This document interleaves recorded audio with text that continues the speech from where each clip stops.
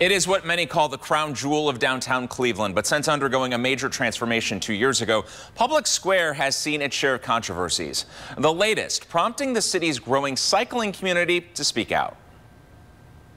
A few bumps in the road in the rollout of Public Square 2.0. The barriers that are there are embarrassing. From unsightly security features added that were not originally part of the $50 million facelift to a battle over RTA buses being rerouted.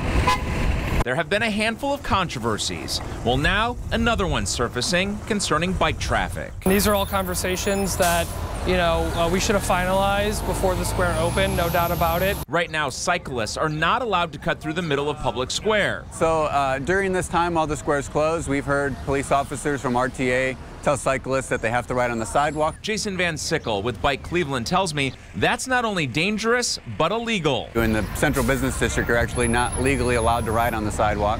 Those navigating the city using pedal power forced to detour around the square. Mixing with lots of traffic, trolleys.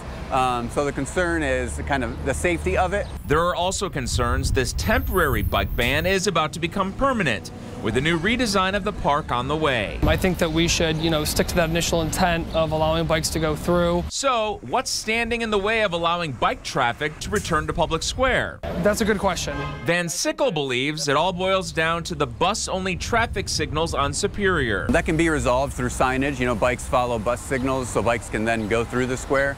But we haven't seen any of those solutions come out of the new redesign yet. With dedicated bike lanes like this coming into downtown from the west and more planned heading out toward the east, Public Square is the missing link to make Cleveland a truly bike-friendly city.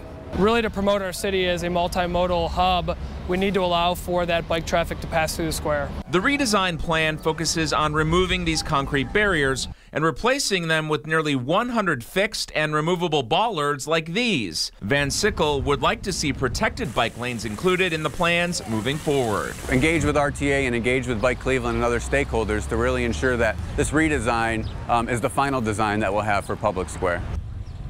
Councilman McCormick tells me it's going to cost the city about $2 million to make the proposed changes. Meantime, he and members of Bike Cleveland plan to continue their push to get the pedals moving again in Public Square.